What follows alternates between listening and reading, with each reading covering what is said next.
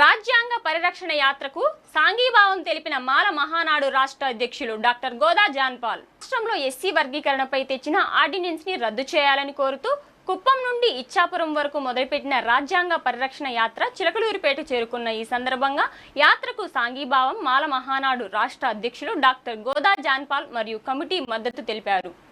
ఈ కార్యక్రమానికి అధ్యక్షులుగా వంజా మత్తయ్య, దాసరి చిట్టిబాబు, ఉక్కిరి కోటి, కవల దినకరన్లు వ్యవహరించారు। ఈ సందర్భంగా ముఖ్య నాయకులు మాట్లాడుతూ రాష్ట్రంలో మాలలపై వివక్షత కొనసాగుతోందని, ఎస్సీ వర్గీకరణ కాదని, రాజ్యాంగ విరుద్ధమైన అంశాలపై రాజకీయ పార్టీలు దృష్టి పెట్టవద్దన్నారు। రాష్ట్రంలో మాలలంతా ఐకమత్యంగా ఉన్నారని తెలపడానికి ఈ యాత్ర కొనసాగుతుందన్నారు। ఎస్సీ వర్గీకరణపై కూటమి ప్రభుత్వం తీసుకున్న నిర్ణయం వెనక్కి తీసుకోవాలన్నారు। అభివృద్ధికి దూరంగా ఉన్న కులాలకు న్యాయం చేయాలనే చిత్తశుద్ధి ప్రభుత్వంకు ఉంటే రిజర్వేషన్ శాతాన్ని పెంచాలన్నారు। అలా కాకుండా కులాలను విడదీసే ప్రయత్నాలు మానుకోవాలని ప్రభుత్వాన్ని హెచ్చరించారు। యాత్రలో భాగంగా చిలకలూరిపేటలోని పలు అంబేద్కర్ విగ్రహాలకు పూలమాలలు వేసి ఘన నివాళులర్పించారు।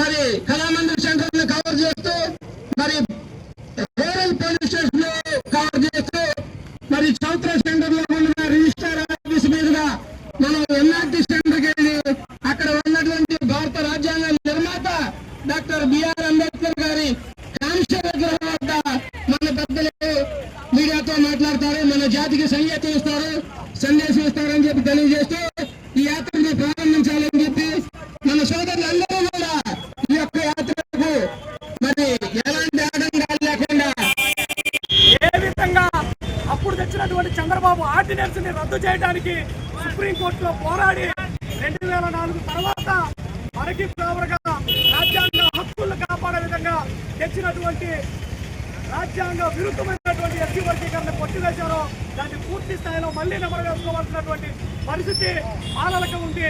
ఈరోజు 2026లో జనాభా లెక్కలు వేస్తాం, మాలల జనాభాని తేలుస్తామని చెప్తున్నటువంటి కేంద్ర ప్రభుత్వం నిజంగా మాలల జనాభా తేలిస్తే ఈ ఇచ్చినటువంటి వర్గీకరణ అంశం కొట్టుకొని పోతుంది। ఈ రిజర్వేషన్స్ డాక్టర్ బాబాసాహెబ్ అంబేద్కర్ గారు ఉన్న కాలంలో 15% రిజర్వేషన్ ఇస్తే నేటికి ఆ 15% రిజర్వేషన్ మాత్రమే కొనసాగుతూ ఉంది।